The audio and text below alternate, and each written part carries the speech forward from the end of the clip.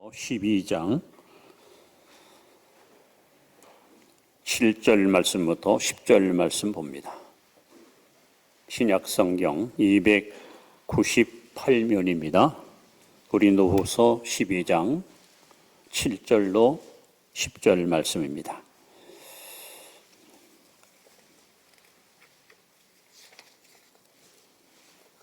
자신을 알고 우리 교독합니다.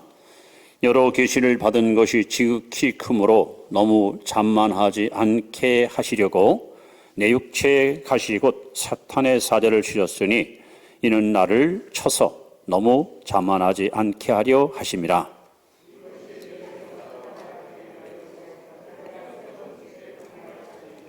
나에게 이르시기를 내 은혜가 내게 족하도다. 이는 내 능력이 약한 데서 온전하여 짐이라 하신지라. 그러므로 도리어 크게 기뻐함으로 나의 여러 약한 것들에 대하여 자랑하니 이는 그리스도의 능력이 내게 머물게 하려 함이라.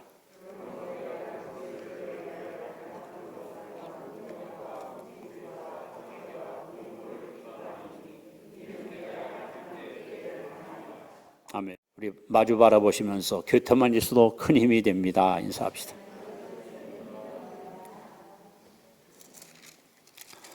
지난 주일날 오후에 후배 목사님한테 전화를 받았습니다. 참 용기를 내고 제게 전화를 해서 목사님, 제가 너무 힘들어서 어디 하소연할 데가 없어서 목사님이 생각나서 이렇게 전화를 드렸네요. 송구합니다, 목사님. 아유, 잘했어요. 뭐 하고 싶은 얘기 뭐예요? 했더니 7년 동안 저를 너무너무 괴롭히고 힘들게 하는 집사 부부가 있대요. 당장 교회를 떠나고 싶고 그렇다고 그들과 싸울 수도 없고 참자니. 그래서 요즘 제가 우울증 증세도 찾아오고 삶의 의미도 잃을 만큼 너무 힘들다. 참 가슴이 아프더라고요. 참 좋은 그 목회자고 기대가 되는 후배고 참 성실히 목회를 잘 하시는 분인데, 그래서 뭐 제가 뭐라고 또 하겠습니까? 그냥 경험 있는 선배로서 또 이제 목회 또 전 연장자로서 이렇게 얘기를 해줬죠. 왜 하나님이 목사님에게 이런 아픔을 주고 이러한 괴로움을 줬을까? 내가 경험해 보니까 첫째 이유는 하나님이 나를 낮추시려고. 왜? 물이 낮은 곳으로 고이듯이 내가 낮아져야 은혜가 끊어지질 않아. 하나님의 은혜가 항상 내게 흘러오려면 내가 낮춰져야 돼요. 이런 이유 때문이고, 또 한 가지는 시편 109편 4절 말씀을 꼭 보라고 제가 알려줬어요. 그 다윗이가 기록한 성경인데, 다윗이가 이런 고통을 많이 겪었거든요. 그가 이렇게 말합니다. 나는 사랑하나 그들은 나를 대적하니 나는 기도할 뿐이다. 나는 사랑하는데 그들은 나를 계속해서 대적하고 나를 괴롭혀요. 그래서 내가 할 일은 뭐냐? 오직 기도할 뿐이다. 하나님이 기도하라고 기도거리로 주신 거니까 오히려 감사하십시오. 그리고 또 한 가지는 목회자에게 많은 덕목이 필요하지만 그 중에서 인내, 오래 참음, 이것은 정말 필수 과목이다. 그래서 야고보서 1장 4절에 보시면 인내를 온전히 이루라. 이는 온전하고 구비하여 조금도 부족함이 없게 하려 함이라. 하나님은 저나 목사님한테 성숙한 그리스도인, 잘 연글고 잘 다듬어진 그런 도구로 우리를 쓰기 원하십니다. 그래서 이렇게 검연하고 있더니 막 또 우는 거예요. 그러면서 감사합니다. 뼈에 새기고 새로 시작하는 마음으로 최선을 다하겠습니다. 그리고 난 뒤에 이제 몇 번 또 연락이 왔어요. 목사님 건면하신 말씀, 주신 말씀 붙들고 기도하면서 마음의 평안함을 찾고 이제 나는 정말 진짜 목사가 되겠다. 그런 기대를 가지고 열심히 사역하고 있습니다. 여러분, 우리가 참 인생을 살면서 나를 찌르는 가시가 참 많아요.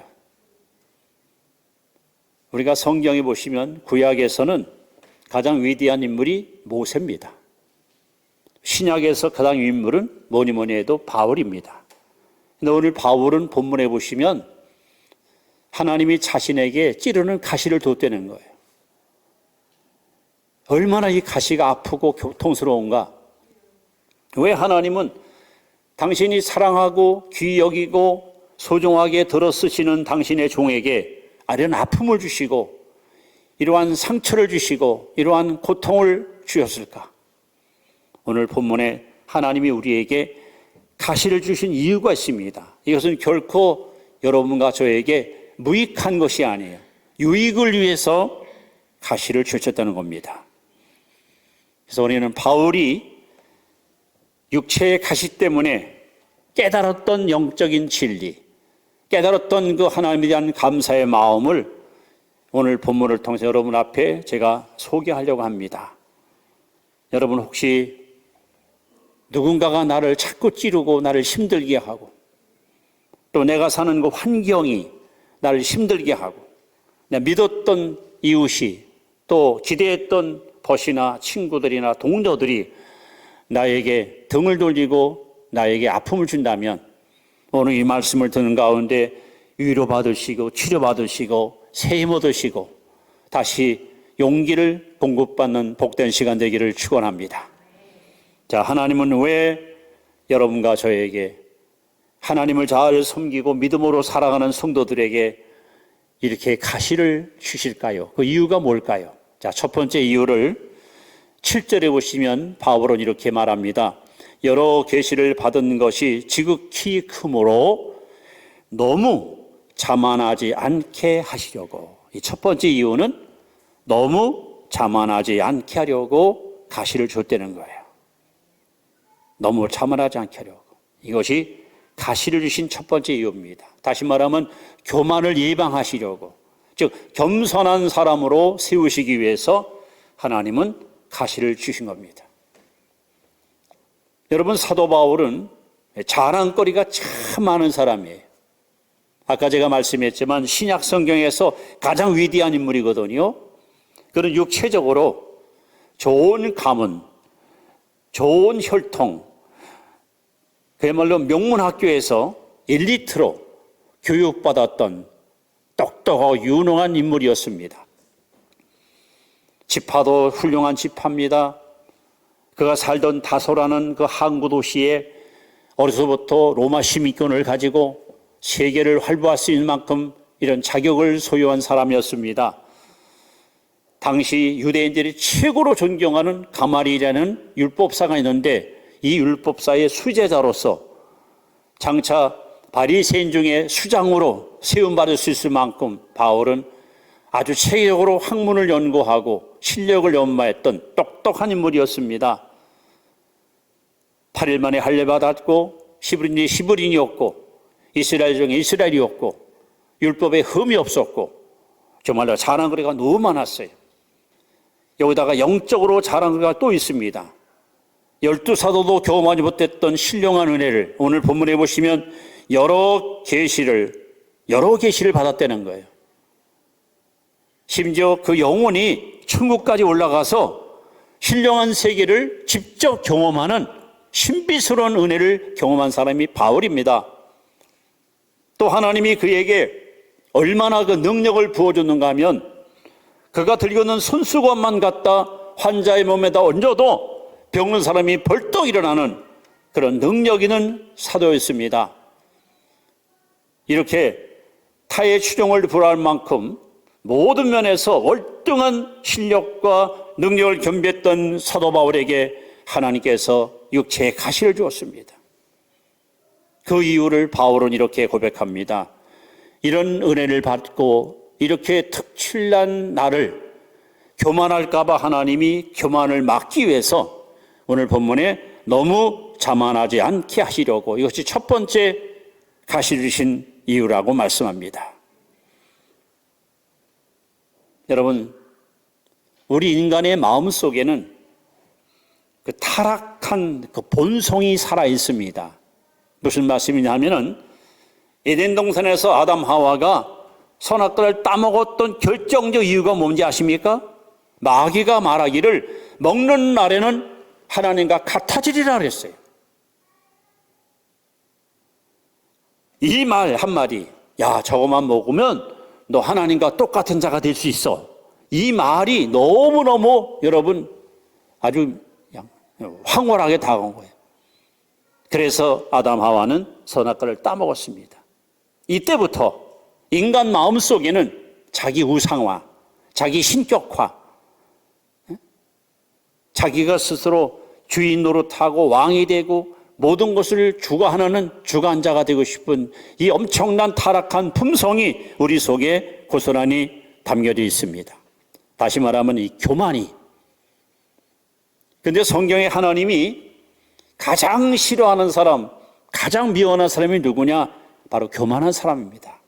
오죽하면 잠언 18장 12절에 보시면 교만은 패망의 선봉이요 거만은 넘어집의 앞잡이니라 말씀했고, 베드로전서 5장 5절에 하나님은 교만한 자를 대적하시고 겸손한 자에게 은혜를 주신다고 말씀했습니다. 특히 고린도전서 10장 12절에 보시면 스스로 섰다고 하는 자는 넘어질까 조심하라 그랬어요. 오늘 사도 바울은 너무 완벽한 사람이었어요. 흠이 없어요. 유능한 사람이에요. 잘 나가는 사람이에요. 거기다가 하늘의 신령한 은혜를 깊이 경험했어요. 자칫 잘못하면 내가 누구야? 내가 누군데? 이런 자만심에 빠질 수 있는 위험성이 그에게 다분히 있었다는 거예요. 그래서 하나님은 그 자만함을 갖다가 막기 위해서 육체의 가시를 바울에게 주었던 겁니다. 여러분, 사울과 다윗은 이스라엘 나라의 초대왕, 이대왕이었습니다. 그들은 다 왕이라는 직위를 갖고 있었습니다. 그런데 사울은 중도하차, 하나님께 버림받았어요. 다윗은 끝까지 쓰임받았어요. 그 차이가 뭔지 아십니까? 사울은 가시가 없었어요. 고난을 겪지 않았어요. 너무 쉽게 왕이 됐고 너무 쉽게 보위를 소위 장악했던 인물입니다.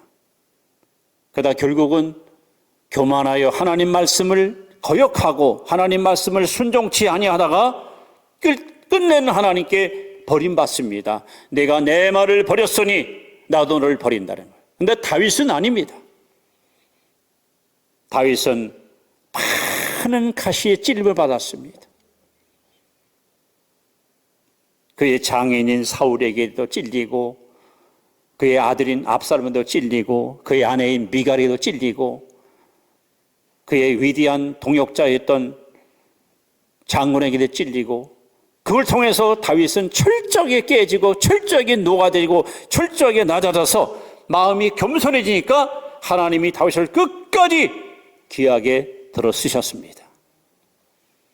성도 여러분, 여러분을 찌르는 가시가 뭡니까? 어떤 사람은 고질적인 병을 갖고 있어요. 고질적인 병. 털 병을 가슴에 달고 사는 사람이 있어요.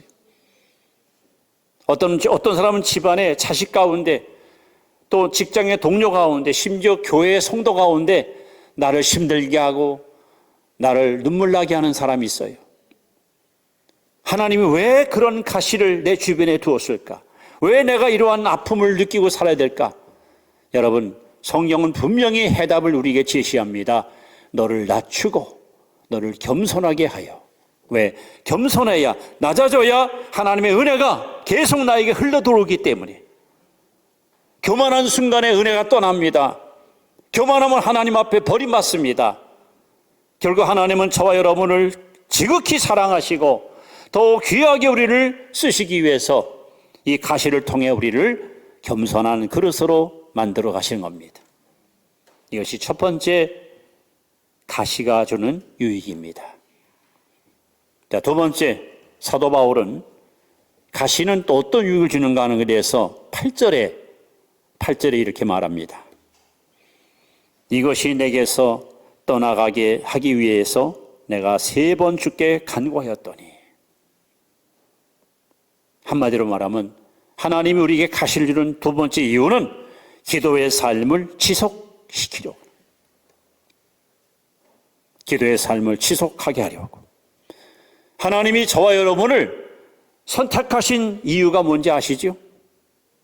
왜 여러 사람 가운데서 나를 지명해 불러주시고 너는 내 사람이야, 너는 내 백성이야 하고 우리를 왜 선택했을까요? 자, 요한복음 15장 16절에 우리를 택한 두 가지 이유를 예수님께서 말씀합니다. 너희가 나를 택한 것이 아니요 내가 너희를 택하여 세웠나니 이는 너희로 가서 과실을 맺게 하고, 첫째는 열매 맺게 하려고,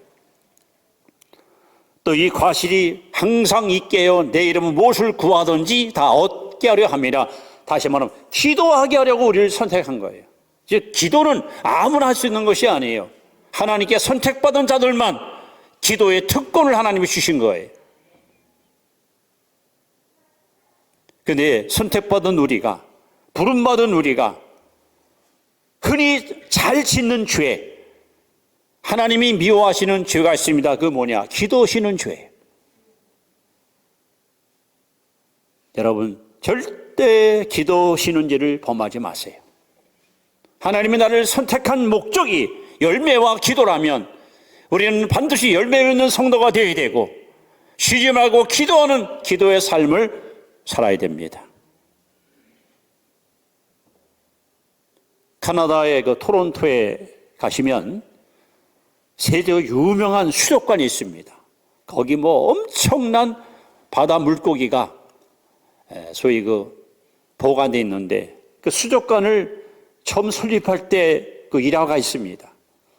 웅장한 건물을 짓고 수족관을 만들어 놓고 이제 고기를 태평양 바다에서 공수해 와야 되는데, 아무래도 바다에 살던 물고기를 수족관에 집어넣으면 적응을 못할 것 같으니까 정성을 다해서 고기를 잡고 온도도 맞추고 물량도 맞추고, 혹시 옮기는 2주 동안에 차가 요동하면 고기가 놀랄까 봐 정말 속도를 낮춰서 천천히 속도를 맞춰서 고깃대를 모다가 수족관에 집어넣는데 다 죽어버렸어요.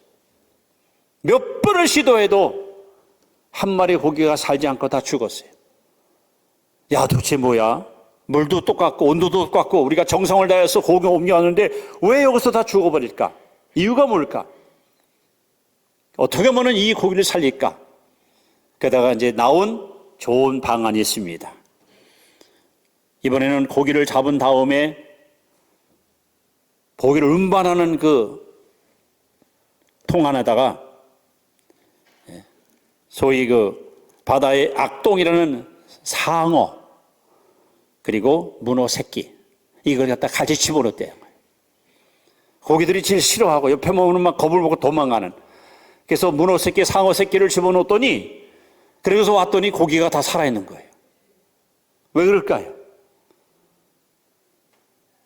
죽지 않으려고 고기들이 막 도망다니고, 상어 새끼가 나타나면 막 이리저리 막 헤엄치고 이러다 보니까 고기가 한 마리 죽지 않고 다 살았다는 거예요. 하나님이 왜 저와 여러분에게 이 가시를 주실까요? 왜 아픈 일을 경험하게 할까요? 왜 나를 찌르고 나를 힘들게 하고 내 눈물 나게 하는 일들이 내 주변에 있을까요? 그래야 여러분 기도하거든요. 그래야 여러분이 영이 살거든요. 그래야 우리 믿음이 여러분 자라거든요. 여러분, 가시 없으면 사람들 안 해요. 기도 안 합니다. 편안하면, 아니라면 그냥 게을르고 태만해집니다. 아무 이유 없이 하나님이 저와 여러분에게 가시를 주지 않습니다. 사도 바울이 성경 어디 읽어봐도 잠을 자다, 졸다 이런 말씀 없어요. 항상 깨어 있어요. 항상 하나님 앞에 기도로 살았어요. 뭘 해도 기도로 시작했어요. 왜 그럴까요? 가시가 있으니까, 정신이 바짝 나니까 졸고 태만하게 게으른 피를 여가가 없는 거예요. 그러면 여러분, 가시는 우리에게 유익한 거예요. 가시 때문에 정신을 차리고, 가시 때문에 하나님께 무릎 꿇고, 가시 때문에 하나님 앞에 회개하고, 가시 때문에 하나님 앞에 엎드리고, 결국 하나님은 저와 여러분들을 잠들어 있는 무기력한 신자가 아니라 깨어 기도하고 영적으로 무장해서 영적인 전쟁에서 승리하는 승리자가 되게 하시려고 이 가시를 우리에게 허용하시는 것이기 때문에 여러분, 이 가시가 우리에게 유익한 것이라는 사실을 의심 없이 믿으시기 바랍니다. 자, 세 번째, 왜 하나님은 우리에게 가시를 또 주실까 하는 겁니다. 자, 9절에 보시면 한번 같이 읽어봅니다. 9절은 시작. 나에게 이르시기를 내 은혜가 내게 족하도다. 이는 내 능력이 약한 데서 온전하여 짐이라 하시니라. 그러므로 도리어 크게 기뻐함으로 나의 여러 약한 것들에 대하여 자랑하리니 이는 그리스도의 능력이 내게 머물게 하려 함이라. 하나님이 우리에게 가시를 주시는 세 번째 이유는 그리스도의 능력을 머물게 하려고. 여러분, 사람이 오랫동안 가시에 찔리고 상처받고 힘들고 어렵다 보면요, 사람이 어떻게 됩니까? 약해져요. 약해집니다. 약해지니까 결국은 하나님만 찾게 돼요. 약하니까 하나님만 의지하게 돼요. 여러분, 아이들 가운데 건강한 자식도 있지만 병치레 자라는 약한 자식도 있어요. 어떻습니까, 여러분? 건강한 아이가 엄마 아빠를 찾습니까? 아니면 연약한 아이가 찾습니까? 약한 아이가 엄마 아빠 부르는 거예요. 그러면 같은 자식이라도 부모는요, 건강한 자녀보다는 병치라는 약한 자식한테 애정이 가고 관심이 가고 더 신경을 쓸 수밖에 없는 거예요. 바울은 놀라운 사실을 깨달았어요. 내가 힘이 있으면, 내가 강해지면 나를 의지해. 내가 뭐든 할 수 있으면 너무 자신만만해져요. 근데 내가 약해지니까 하나님만 의지하게 돼요. 약해지니까 하나님만 바라보게 돼요. 그랬더니 오히려 약한 것이 강해지는 거예요. 얼마나 역설적인 이야기입니까?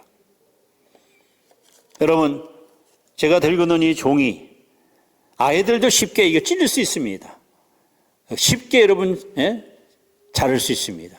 그러나 여기다 풀칠해서 벽에다가 붙여놓으면 아무도 여러분 이 종이를 여러분 자를 수 없습니다. 나는 약하지만 능력이신 하나님께 우리가 붙어 있을 때, 권능의 하나님께 우리가 붙어 살 때 아무도 우리를 대적할 자가 없고 우리를 무너뜨릴 자가 없습니다. 그렇습니다, 여러분. 약할 때 오히려 강함이라. 사도 바울은 내 능력으로 주의 사명 감당하는 것이 아니라 하나님이 공급하시는 능력으로 일생 동안 승리하기 위해서 그는 스스로 강한 자의 편이 아니라 약한 자의 편에 서서 자신의 약함을 자랑하고 약함을 오히려 기뻐했습니다. 성도 여러분, 사람은 누구나 남이 갖지 못한 힘을 소유하거나 남이 갖지 못한 능력을 갖게 되면 하나님을 의지하기보다는 자신을 더 신뢰하는 그야말로 자중심의 사람으로 전락할 수가 있습니다. 그러나 가시를 통해서 계속 아파보고 힘들어보고 자기 자신이 약해지면은 하나님만 찾게 되고, 하나님 도와주세요, 하나님 제발 좀 한 번만 나 좀 살려주세요. 그러는 가운데 나도 모르게 속사람은 더 강해지고 우리의 믿음은 더 견고해지고 우리의 신앙은 더 뿌리가 잘 뻗는 튼튼한 나무와 같이 그렇게 성장할 수가 있는 것입니다. 그래서 오늘 12장 10절에 보면 바울은 이렇게 고백합니다. 그러므로 내가 그리스도를 위하여 약한 것들과 능력과 궁핍과 박해와 곤고를 기뻐하노니, 따라합시다. 이는 내가 약한 그때에 강함이라. 하나님은 여러분들을 약하게 만드는 거예요. 약해야 하나님을 의지하니까, 약해야 하나님의 능력이 더 드러나니까. 제가 만났던 많은 목회자 가운데 너무 똑똑하고 유능하고 신령한 사람들은요, 영적인 능력이 별로 없더라고요. 근데 몸도 약하고 실력도 부족하고 뭐 백도 없고 배경도 없는 사람들을 보니까요, 오히려 능력 있는 사람이 많아요. 왜? 그들은 하나님께 매달리는 거예요. 그러다 보니까 하나님께서 그들에게 위로부터 새심을 부어주셔서 정말 능력 있는 사역자로 쓰임받는 것을 볼 수 있었습니다. 여러분, 이제 왜 하나님이 우리에게 가시를 줬는지, 가시가 왜 우리에게 유익한지 아셨습니까?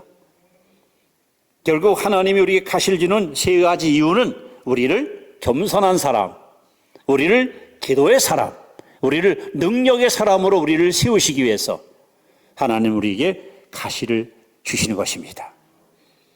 자, 그렇다면 이제 결론적으로 아가서 2장 2절 말씀을 소개하면서 말씀을 마무리하도록 하겠습니다. 자, 한번 우리 같이 읽습니다. 시작.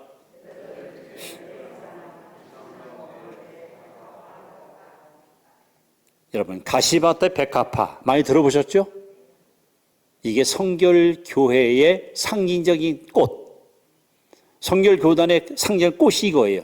가시밭의 백합화. 그냥 백합화지 왜 가시밭의 백합화입니까?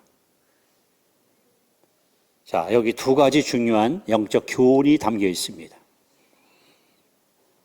여러분, 여기 백합화가 피었는데 주변에 가시가 삥들이 있어요. 지금 나를 가만두지 않고 자꾸 찌르는 가시가 사방에 있어요. 그러면 이 가시밭의 백합화가 왜 중요하냐? 가시가 없으면 아무나 백합화를 꺾어가요. 그 꽃을 보호하기 위해서 가시를 둔 거예요. 여러분에게 하는 가시를 주신 이유는 아까 얘기한 대로 겸손하고 기도하고 능력의 성도로 쓰시기 위해서 하나님이 주신 거예요. 만약에 여러분 가시 없으면 기도 안 해요. 가시 없으면 여러분 겸손이 뭔지 몰라요. 가시가 없으면 하나님의 능력을 경험하기 쉽지 않아요. 또 한 가지 중요한 것은요, 왜 가시밭에 백합합니까?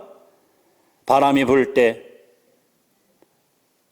이 꽃이 흔들릴 때마다 가시에 찔립니다. 찔리면 꽃이 찢어지겠죠? 여러분, 평소보다도 향기로운 냄새가 2배, 3배 더 크게 퍼져서 온 골짜기 향기로운 냄새가 가득 찹니다. 진짜 예수쟁이, 정말 은혜받은 성도들은요, 누가 나를 찌르고 누가 나를 해치고 누가 나에게 아픔을 줄 때 여러분, 예수의 향기를 흩날려서 오히려 나를 대적하는 사람들을 감동시키고 그들로 하여금 이 사랑 앞에 녹아내릴 수 있는 놀라운 여러분 믿음의 사람이 바로 가시밭에 백합화입니다.